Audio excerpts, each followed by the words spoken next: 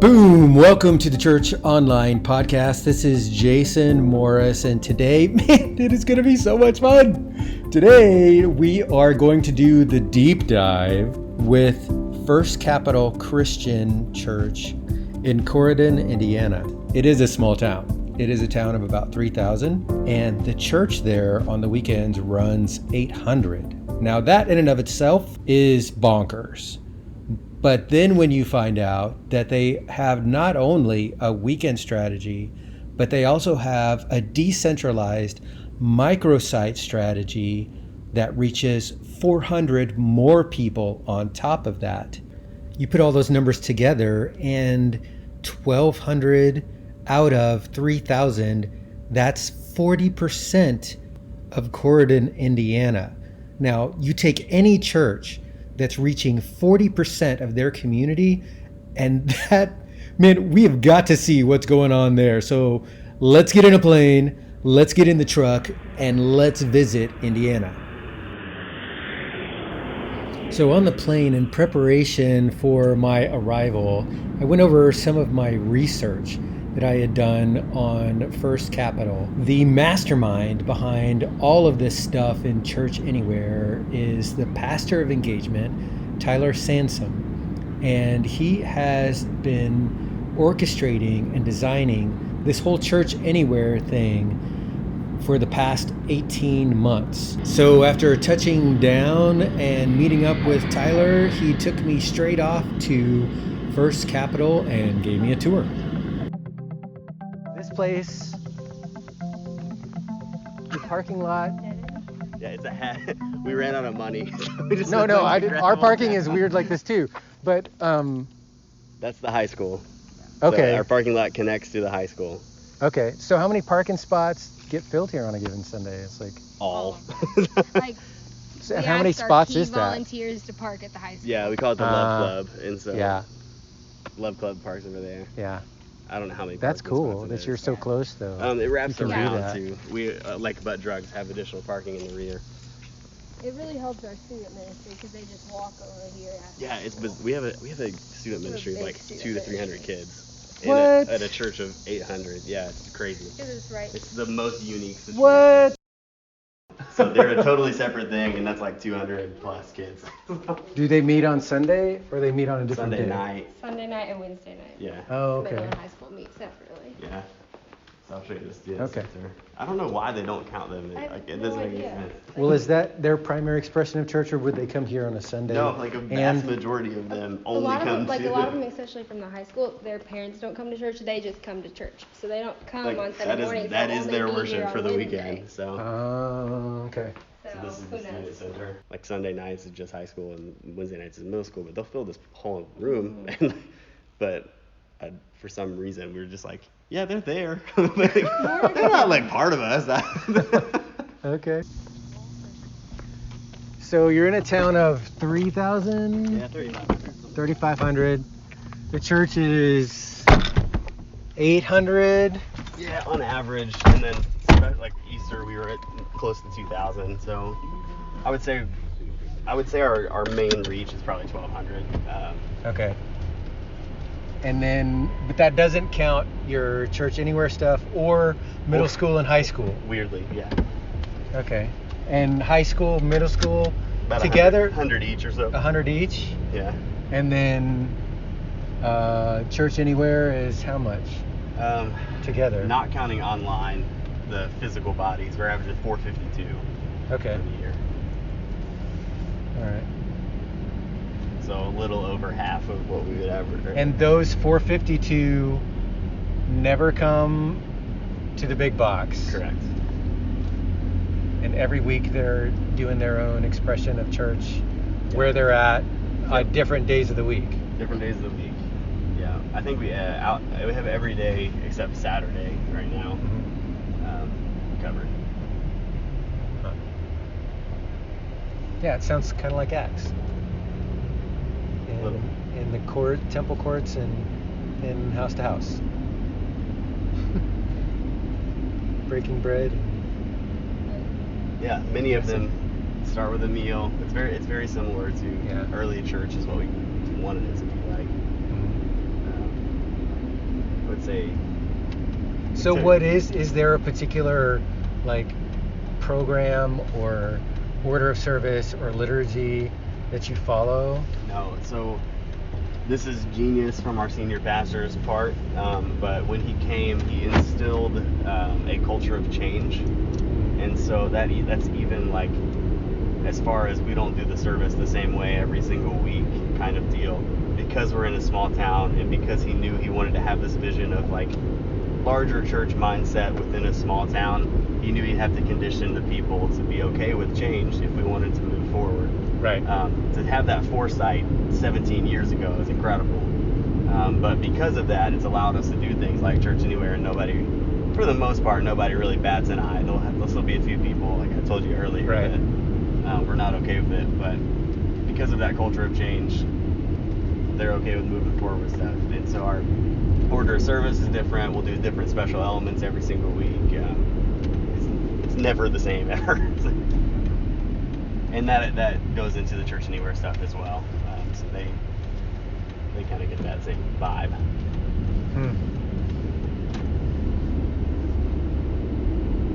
Plus, when you give volunteer campus pastors freedom to make decisions within their own campuses, obviously things are not going to be the same at every single one of them. Yeah. And we're okay with it. I mean, as long as they're not like teaching faulty theology and things like that right, to the people. So how would you even know if they were? It would be really difficult. I would have to hear it probably from a volunteer rather than from the campus leader. Okay. We've never, that goes into the training. Yeah. Like we train them not to, like if there's a big theological question, it's okay to say I don't know. like that's a big part of our training, because we don't want them to feel like they have to have all the answers, because we don't have all the answers as pastoral staff. So I would probably, all of our campus volunteer pastors are very high character people, and I trust them. So I'm sure that if there was a problem, they would tell me. But if not, I know one of our volunteers would bring it up. So, what do you feel like is the primary draw for these microsite communities? Why do they get together? Because if I'm hearing what you're saying, your online service is live, and then they're getting a week delay. Yep. So if they wanted to, they could just watch the live stream. What benefit? Yeah, because church is not watching something. Yeah. It's being in community with other believers, and I think that's the biggest fault. We've talked about it. Yeah. It's the biggest thing that we've struggled with since online ministry became a thing. Is we wanted it to be like a television program where you watch it each week. Well, it can only take you so far. Like it become, like why did Friends become such a big television program? It was about a group of friends hanging out together, and so it inspired people to gather their friends and watch it together. Like whenever you think of Friends, you think of watching it with like Emily and Elena and things like that. And so we didn't want church to become something that you just watched. We wanted it to be something you experience within community, because at the core, everyone craves community in some form or the other. Like everybody needs community. Does that make sense? It does. I'm just curious though how, because I get a lot of clarity when it comes to microsites, and when it comes to online, in my mind I'm thinking, well, doesn't that cannibalize, or could it cannibalize, or is it synergistic what you're doing with the micrositing, especially since it's a week delayed? That's one of the things where, I don't know, people have surfaced that question to me. Yeah, I think a lot of people can form community online. For example, the lady that came in this week that has severe anxiety, she'd never go to a microsite either. Like that would be even worse for her than coming to a place she get high. Because the church was not huge, like still big enough for her to hide in. She's not comfortable there. She's definitely not going to be comfortable in a group of 10 people. So you can still find community online. The microsites serve people that need that physical community. Maybe this isn't what you're asking, but I feel like a big majority of your Church Anywhere sites, while services live and they could watch it, a lot of them really can't watch it. Like, like in the prison, they can't. Homeless people, they're not In going to be the able youth to shelter, watch it. they don't have Wi-Fi, so they can't. Yeah. So that is their church. Yeah. Some can, though. Like, some could. Like the ones that are not. The nursing home theoretically could. Yeah. The home church, they could. Yeah, the hospitals could.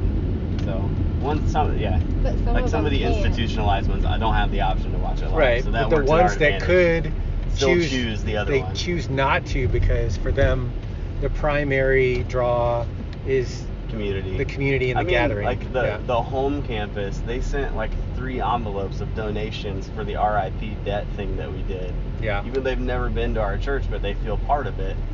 But they could choose to just watch us online each week, but they decide to go to somebody's house and do it. And I have a great answer why, except for community.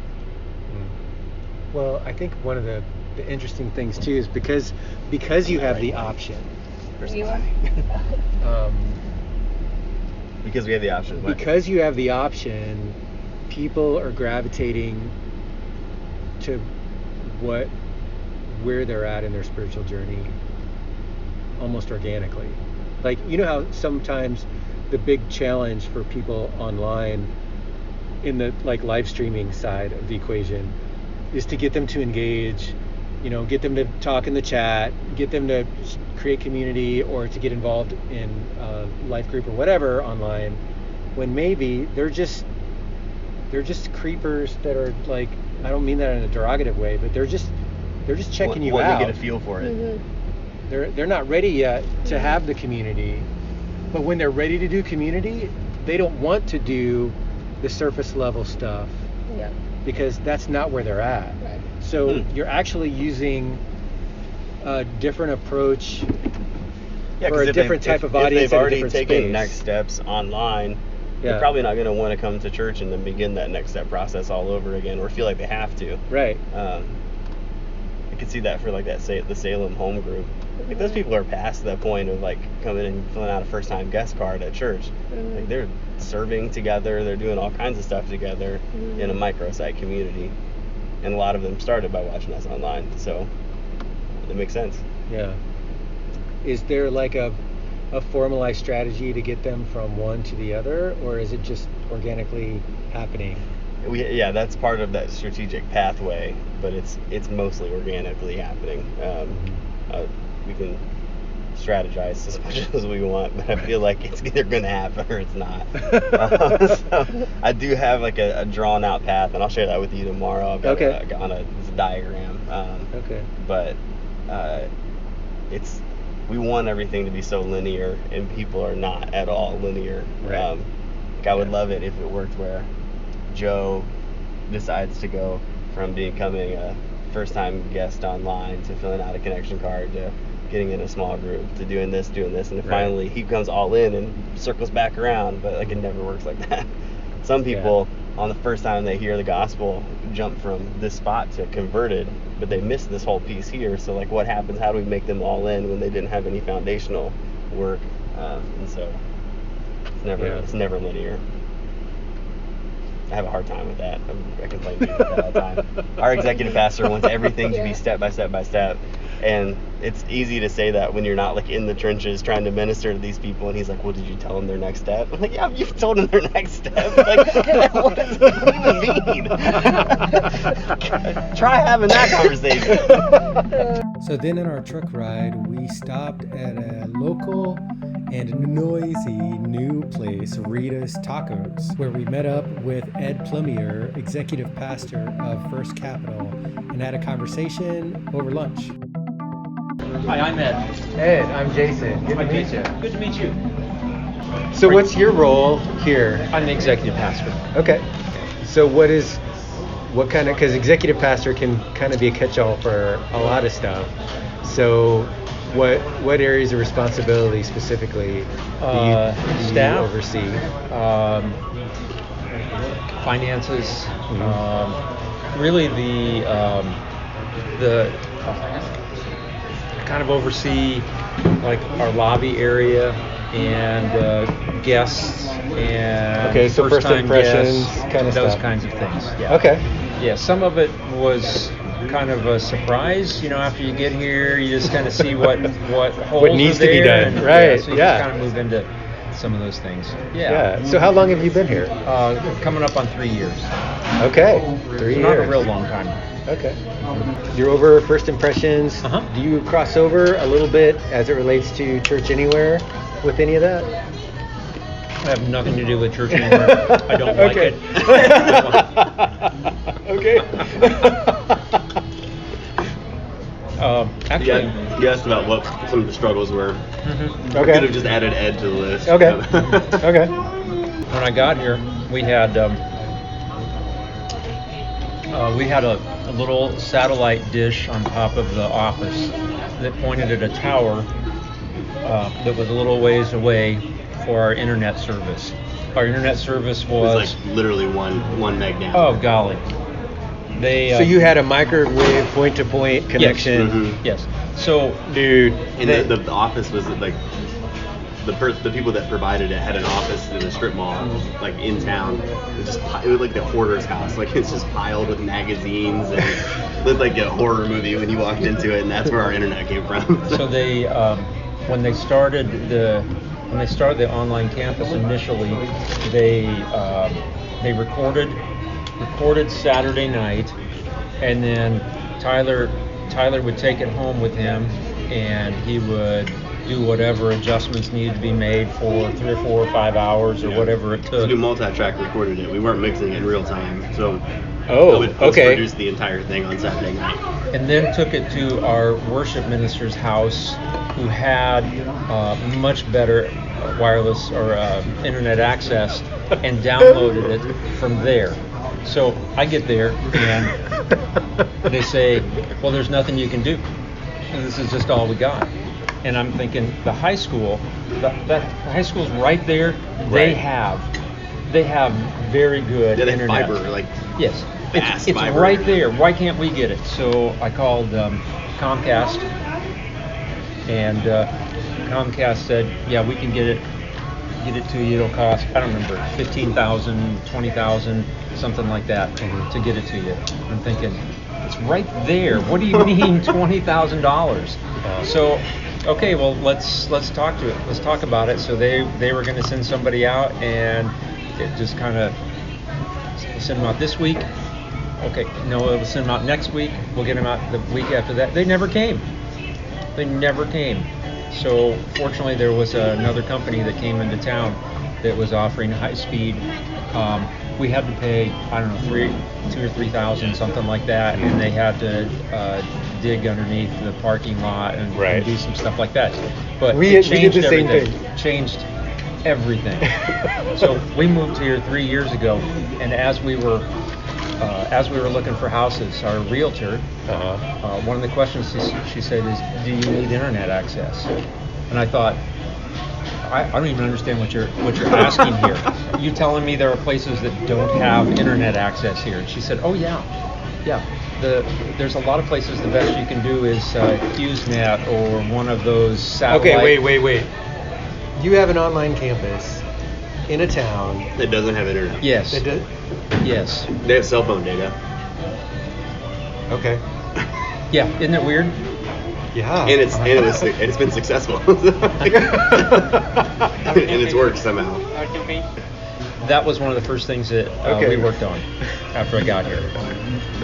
Got to fix this. He can't work from 3 o'clock on Saturday afternoon until midnight, and then be here at 6 o'clock on Sunday morning, and And stay then in through- between services, Yeah. drive to the It's worship like, guys' house.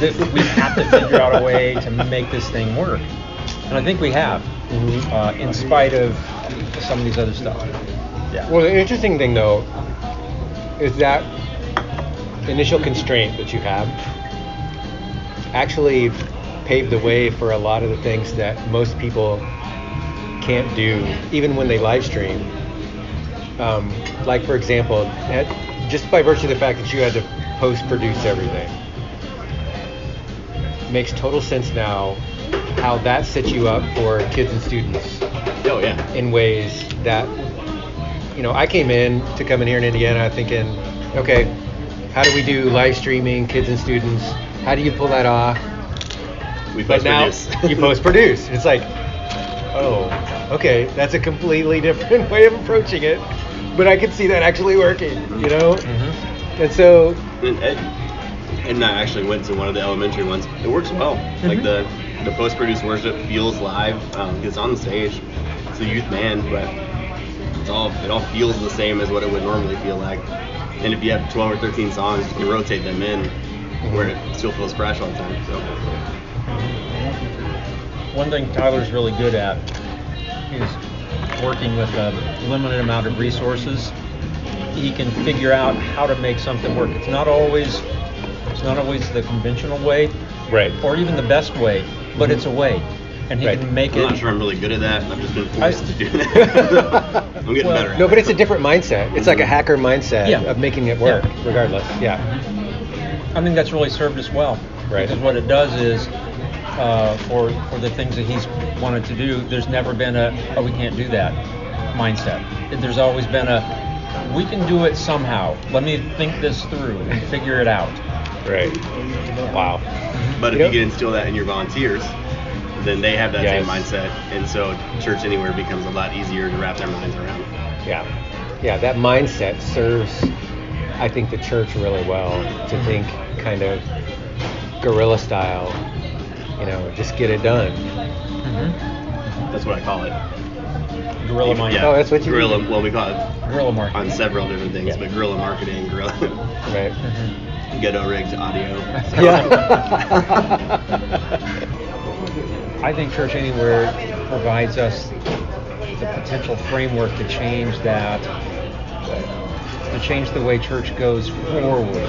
Now, it's not going to happen overnight because you've got a long-standing history and stubborn people and those kinds of things.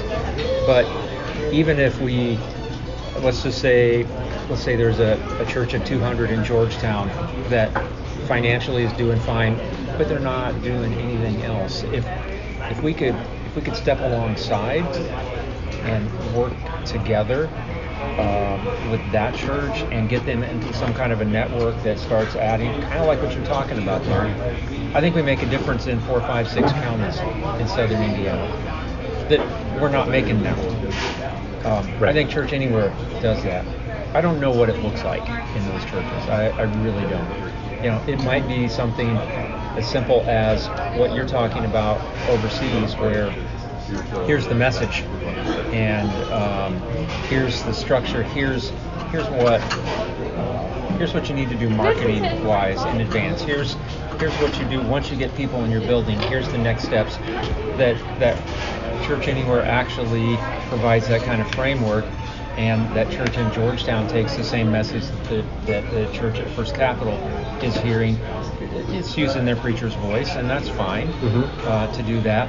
So maybe it shifts from all technology to more personal relationship pieces, because we're in counties that don't have much internet access, and we're in counties where some of these rural churches are made up of 70 and 80-year-olds. Right. And they're not going to be okay with watching something on the screen. But maybe we could ramp up the actual message so that it's not just a potpourri of whatever spirit-led page opened on there. You know what I mean? I know exactly what you mean. Yeah. So that's where I can see some things changing and shifting. The technology piece, I have no idea where that could go. I mean, I do, but I don't know how long that takes to get there. I love what you were talking about in your international side, and I could see something like that happening. I could see a whole lot more micro churches that could just spring up in spots all over the place. The crazy thing that you guys are feeling in a microcosm, we're not even close to there in Kansas City. Mm-hmm. But when you look at the percentage of the community that you guys are reaching, man, there's like 2.5 million people in Kansas City metro, right? Yeah, we're good. There's like 500,000 within 10 miles of our largest physical campus, Yeah. our original physical campus. If we had even a fraction of the percentage of success that you guys already enjoy, I don't know what we would do, honestly. It's bigger than us, right? But you guys, because of the scale, have been able to get almost, I guess, market saturation, if you want to call it that. I mean, if you're in a town of 3,000, and what are the actual numbers coming from, like executive pastor style? So you mean, okay, so we have a town of 3,000, a county of close to 40-ish, 30 to 40,000. So we are becoming regional, not just city. We can do that. We can do that just because 20 miles to the east is New Albany and Clarksville and some things like that.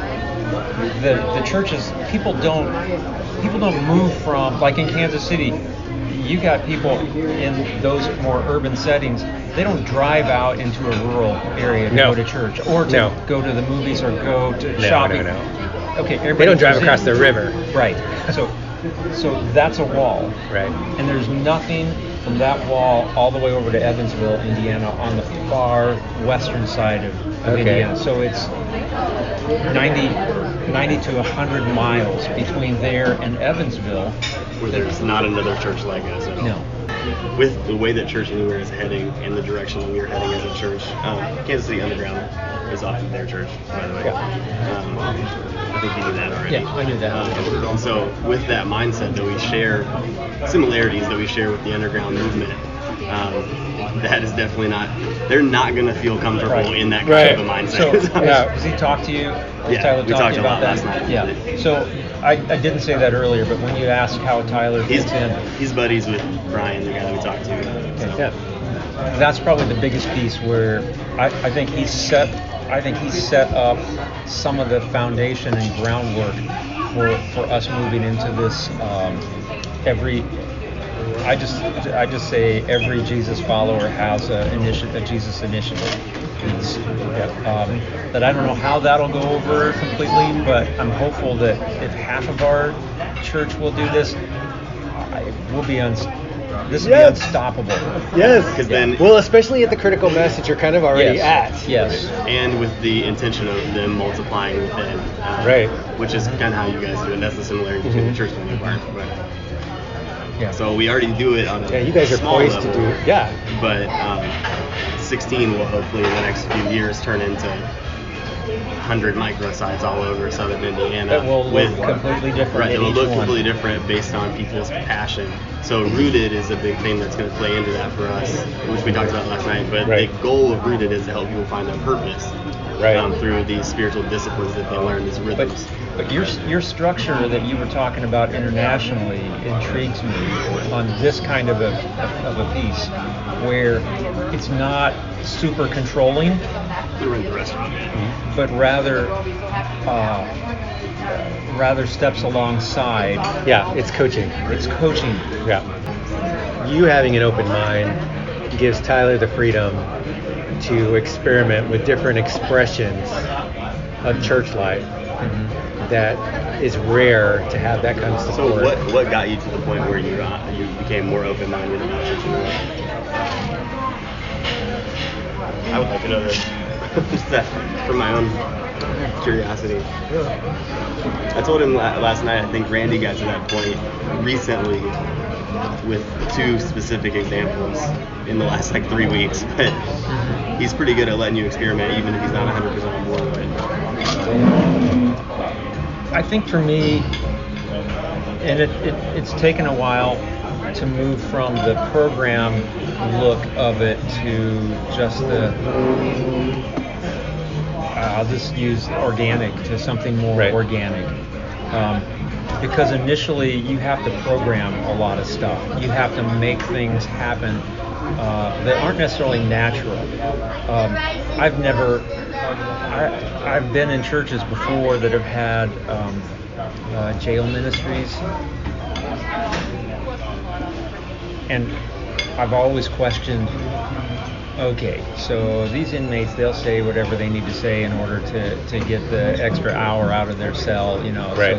So it's that skepticism piece that's in my head. So I think I probably felt like Church Anywhere was a programmed, skeptical kind of thing until some point where it shifts. And where it shifted for me specifically was he's told you that we've got this group that goes over to Branchville. Okay, so 45 minutes? About an hour. I mean, it's a long drive to get there. An hour away. And what I've seen is I haven't seen changes in the inmates because I'm not there. I've seen changes in our people that go every week, and a program didn't change them. Right. So that's probably when I realized, and honestly, the value to our people is tremendous. The growth that they go through, even if nothing is happening anywhere else, they're on fire and they're excited, and Jesus is different for them now. Absolutely. So as I'm listening to the executive pastor Ed talk, it begins to dawn on me the uniqueness not only of First Capital, but the uniqueness of the situation in which or the environment that they're in. So I don't have enough time to get into all the other interviews that I did. Maybe I should do another podcast episode on those interviews that I have. I've got at least another hour's worth of content, easy. But some summary thoughts on what we've heard so far. We've got a church that has, without internet access to begin with, overcome the initial constraint of the lack of internet content and use that and leverage that creatively to get a solution that actually allowed them to leapfrog where most churches are today and get a cohesive kids, students, and adults post-produced, edited version on Chromebooks in backpacks that people take from First Capital home and get a week delayed program that is then oh, by the way, they edit this down. Their service is about an hour and 15 minutes, and they will edit it down to about half an hour. And the teaching team decides what portion of the message is going to get cut out and what portion needs to stay, as well as cutting out the announcements and some worship songs and that. And so what ends up happening is they get a compressed and condensed version of the experience so that community can happen. Because in their Church Anywhere model, content is not the primary draw for the people there. It's the community. And they're leveraging the community that already exists in that rural small town context. It's interesting to also note that they do not have small group ministry, yet they are taking the weekend service and making it digestible in a smaller context. I find that fascinating. And they are also empowering each of those leaders of each of those groups. They're calling them pastors and they're giving them training. And they also put Church Anywhere on parity with all of the other aspects of church. So it's not something that would compete with or perceived as cannibalizing their weekend attendance, because it's considered just like weekend attendance. Attendance at Church Anywhere is just like attendance on Sundays at the main campus, the original broadcast campus in Corydon. So that, again, is fascinating too. Because of the way that they do their metrics, it doesn't compete. So as it grows, it's not seen as a threat. And the scorecard is different as well, because attendance doesn't rank as high as someone getting baptized, or someone who's doing the baptizing, or someone who is deciding to take a step and host and pastor their own Church Anywhere location. All of these things put together with the training, giving them the tools that they need for discipleship. And what is happening is those leaders that go out and really do the first steps as any church planter would, it grows them in a discipleship pathway in ways that you just don't get from just book learning. It's training. It is practicum. And it lights these guys on fire, and it multiplies. So all of those things together, along with the natural distances that people would normally have to travel anyway, give the exact environment for this small and reproducing movement of Church Anywhere, leveraging technology and all that they do in ways that expand the kingdom big time there in that area of Indiana. It's fascinating. Perhaps we'll do another episode to go deeper on what some of these leaders' experiences, because we've heard a lot from Tyler and from Ed from the top level, what their experience is with Church Anywhere, Church Online. I have in the hopper a really great interview of one of the leaders' experiences with it. And let us know if you'd like to hear it. Until now, though, I think this is probably good enough to end the episode here. So this is Jason Morris for the Church Online podcast signing off. Thanks for putting up with the bad audio and all of that, because I think that the content was well worth it. See you guys later.